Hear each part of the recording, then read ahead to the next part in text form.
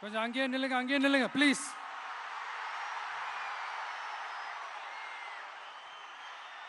கொஞ்சம் அமைதியா நான் பேசுறத கொஞ்சம் கேளுங்க ப்ளீஸ். ஒரு 5 மினிட்ஸ் தான், கொஞ்சம் அமைதியா இருங்க ப்ளீஸ். ப்ளீஸ் நண்பர்களே, கொஞ்சம் அமைதியா இருங்க ப்ளீஸ். அதை தாண்டி யாரும் வரக்கூடாது ப்ளீஸ்.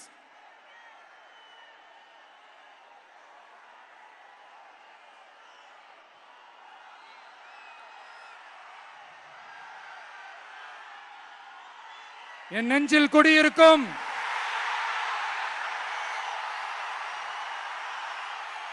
கொங்கு மண்டல தங்கங்களே, திருப்பூர் பகுதி மக்களே, உங்கள் அனைவருக்கும் என்னுடைய வணக்கம். டே ஆஃப்டர் டுமாரோ 16th அன்னைக்கு நம்மளுடைய தேர்தல் வாக்குறுதிகளை ஒரு புக்கா வெளியிடுறோம். அதுக்கு முன்னாடி இங்க சில பாயிண்ட்ஸை மட்டும் உங்களுக்கு படிச்சுட்டு போயிடுறேன். அதை மட்டும் கொஞ்சம் கவனமா கேளுங்க ப்ளீஸ் நண்பர்களே. Okay, all well there? All well? பேசலாமா? கொஞ்சம் அமைதியா இருங்க ப்ளீஸ். நெசவாளர்கள், சிறு குறு நடுத்தர தொழில்கள் மற்றும் விவசாயிகள் மற்றும் காவல்துறையினர் சம்பந்தமான நம்மளோட அஜெண்டா சிலதை உங்ககிட்ட நான் படிக்கிறேன். 1, நெசவாளர்களின் தயாரிப்புகளை நேரடியாக சர்வதேச சந்தைகளில் விற்பனை செய்வதற்காக அரசுக்கு சொந்தமான ஒரு உலகளாவிய இ-காமர்ஸ் பிராண்ட் உருவாக்கப்படும். மேலும் முக்கிய நகரங்களில் வெற்றி தறி விற்பனை நிலையங்கள், ஷோரூம்ஸ் அமைக்கப்படும்.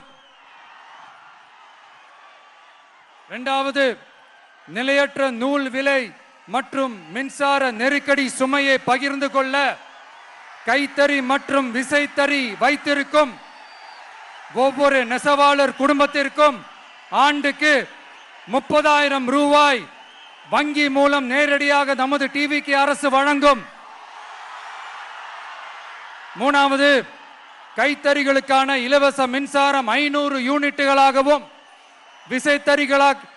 விசைத்தறிகளுக்கான இலவச மின்சாரம் 1500 யூனிட்டுகளாகவும் உயர்த்தப்படும். அடுத்தது, நெசவாளர்களின் உற்பத்தி செலவுகளை குறைப்பதற்காக அவர்கள் வழங்கும் நூல், சாயங்கள் மற்றும் ரசாயனங்களுக்கு நமது டிவிக்கு அரசால் 50% மானியம் வழங்கப்படும். அடுத்தது, நமது டிவிக்கு அரசில் அனைத்து நெசவாளர்களுக்கும் ரூபாய் 10 லட்சம் ஆயுள் காப்பீடு வழங்கப்படும். மேலும் நெசவாளர்களின் முதியோர் ஓய்வூதியம் மாதம் 3000 ரூபாயாக உயர்த்தப்படும். குறு சிறு மற்றும் நடுத்தர தொழில்களின் வளர்ச்சி, லட்சக்கணக்கான வேலை வாய்ப்புகளை உருவாக்குற துறையில ஒண்ணுதான் இந்த MSMEs. இந்தியாவிலேயே அதிகமான MSMEs இருக்கிற மாநிலங்கள்ல நம்ம தமிழ்நாடும் ஒண்ணு. ஆனா இப்படிப்பட்ட இந்த பெருமைக்கு இன்னும் மிக பெருமை சேர்த்தது யார் தெரியுமா? இந்தியாவிலே அதிகமான MSME நிறுவனங்கள் மூடப்பட்டதுல தமிழ்நாடு தான் 2வது மாநிலம். இந்த பெருமையை உண்டாக்குனது தான் திமுக ஆட்சியோட மிகப்பெரிய சாதனை. இப்போ இந்த குறு சிறு மற்றும் நடுத்தர தொழில்களோட வளர்ச்சிக்காக நம்ம டிவிக்கு அரசு என்னெல்லாம் செய்யும்னு கொஞ்சம் பார்க்கலாம். முதல்ல, நெருக்கடியில் உள்ள குறு சிறு மற்றும் நடுத்தர நிறுவனங்களுக்கு உதவுவதற்காக ரூபாய் 15,000 கோடி ஸ்டேட் கிரெடிட் கேரண்டி ஃபண்ட் உருவாக்கப்படும். 2வது, குறு சிறு மற்றும் நடுத்தர நிறுவனங்கள் மூடப்படுவதற்கான மிகப்பெரிய காரணங்களில் ஒன்று 400% மேல உயர்ந்துள்ள பீக் ஹவர்ஸ் மின் கட்டணம். இது குறிப்பாக ஜவுளி துறையில் உள்ள குறு சிறு மற்றும் நடுத்தர நிறுவனங்களை பாதித்துள்ளது. டிவிகே குறு சிறு மற்றும் நடுத்தர நிறுவனங்களுக்கான MSMEs இந்த பீக் ஹவர்ஸ் மின் கட்டணத்தை நமது டிவிகே அரசு நிறுத்தி வைக்கும்.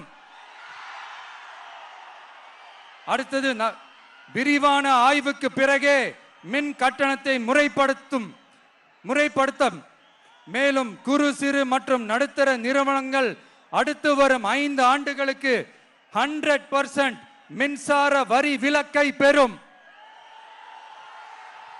அடுத்தது குறு சிறு மற்றும் நடுத்தர நிறுவனங்கள் உலகளவில் போட்டி போடுவதை உறுதி செய்வதற்காக அவற்றை நவீனமயமாக்க ஒரு யூனிட்டுக்கு ரூபாய் 50 லட்சம் வரை என்ற அளவில் 35% நேரடி மூலதன மானியத்தை நமது டிவிகே அரசு வழங்கும்.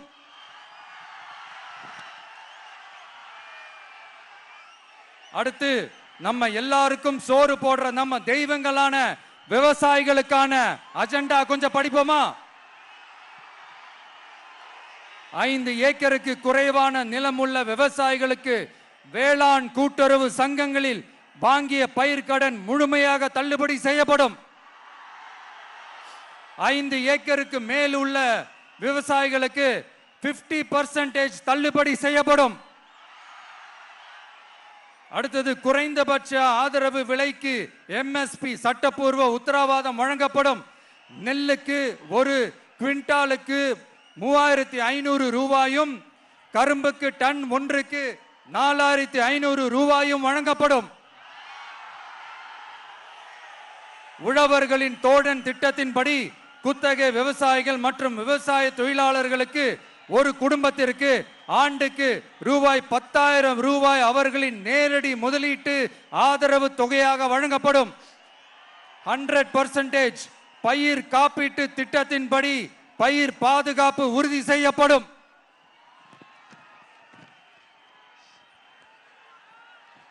கடைசியாக நமது அரசு ஊழியர்கள் நலன். அரசு ஊழியர்களின் நலனுக்காக பழைய ஓய்வூதிய திட்டம் மீண்டும் வழங்குவது குறித்து நமது டிவிகே அரசு கனிவுடன் பரிசீலித்து மதிப்பீடு செய்யும். அடுத்தது 5 அல்லது அதற்கு மேற்பட்ட ஆண்டுகள் தொடர்ச்சியாக அரசு பணியை நிறைவு செய்துள்ள அனைத்து தற்காலிக ஆசிரியர்கள், செவிலியர்கள் மற்றும் எழுத்தர் பணியாளர்களை நமது டிவிகே அரசு பணி நிரந்தரம் செய்யும். 3வது, பதவி உயர்வுக்கு பணம் பெறும் கலாச்சாரத்தை நமது டிவிகே அரசு முடிவுக்கு கொண்டு வரும். அனைத்து அரசு ஊழியர்களின் இடமாற்றங்களும் வெளிப்படையான மற்றும் கால வரையறைக்கு உட்பட்ட முறையில் நடைமுறைப்படுத்தப்படும். 4வது, காவலர்களின் அடிப்படை மாத ஊதியத்தை 18,200 ரூபாயிலிருந்து 25,000 ரூபாயாக நமது டிவிகே அரசு உயர்த்தும். அதிக மன அழுத்தம் உள்ள பணிகளில் ஈடுபடும் காவலர்களுக்கு பணிப்படியாக மாதம் 1000 ரூபாய் கூடுதலாக வழங்கப்படும். காவலர் நலன் மற்றும் பணி நிபந்தனைகள் சட்டத்தை, அதாவது police welfare and working conditions act, நமது டிவிகே அரசு இயற்றும். அச்சட்டத்தின்படி காவலர்களின் பணி நேரங்கள் முறைப்படுத்தப்படும். அதிக பணி சுமை கொண்ட காவலர்களுக்கு வாரத்திற்கு ஒரு சுழற்சி முறை விடுமுறையை உறுதி செய்யப்படும். சலவை படியை, அதாவது வாஷிங் அலவன்ஸ் 500 ரூபாயிலிருந்து 1000 ரூபாயாக உயர்த்தப்படும். மேலும் மதுரை, கோயம்புத்தூர், திருச்சி, திருநெல்வேலி, சேலம் மற்றும் வேலூர் ஆகிய இடங்களில் காவலர் நல மருத்துவமனைகள் நமது டிவிகே அரசு நிறுவும். கடைசியாக பெண் காவல்துறை அதிகாரிகள் பாதுகாப்பு நெறிமுறை அல்லது பாதுகாப்பு பணிகளுக்கு பணியமர்த்தப்பட மாட்டார்கள். பெண் காவல்துறை பணியாளர்களுக்கென தனி ஓய்வறைகளும் நடமாடும் டாய்லெட் யூனிட்டுகளும் அமைக்கப்படும்.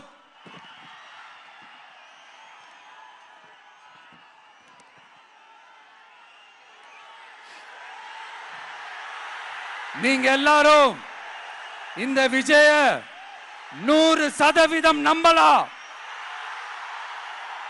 நான் உங்களுக்காக மட்டும்தான் வந்திருக்கிறேன். உங்களுக்காக நன்றி கடன் செலுத்துறதுக்காக மட்டும்தான் வந்திருக்கிறேன். பொய் வாக்குறுதிகள் கொடுத்து நான் உங்களை ஏமாத்த மாட்டேன்.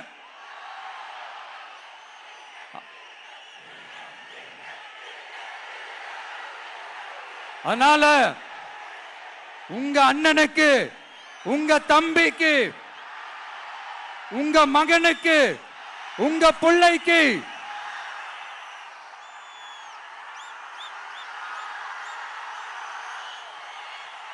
ஒரே ஒரு வாய்ப்பு கொடுங்க. தயவு செஞ்சு விசில் சின்னத்துக்கு ஓட்டு போடுங்க. இது ஒரு விசில் புரட்சி தேர்தலா இருக்கணும். கான்பிடென்டா இருங்க. நல்லதே நடக்கும். வெற்றி நிச்சயம், வெற்றி நிச்சயம், வெற்றி நிச்சயம்.